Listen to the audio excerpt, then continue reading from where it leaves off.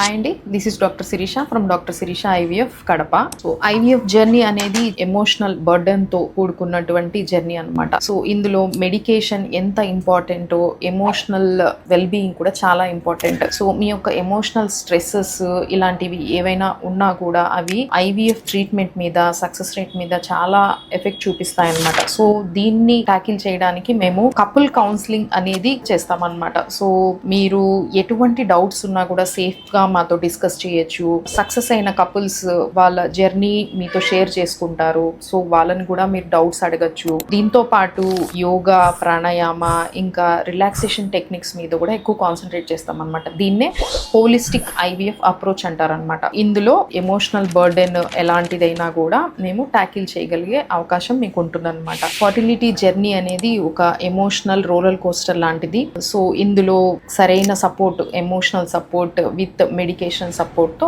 మీ parents అయ్యే కళని నిజం చేసుకోవచ్చు. ఇలాంటి డౌట్స్ కోసము you can contact doctor Shirisha IVF Shivashankara hospital Kadapa. Thank you so much.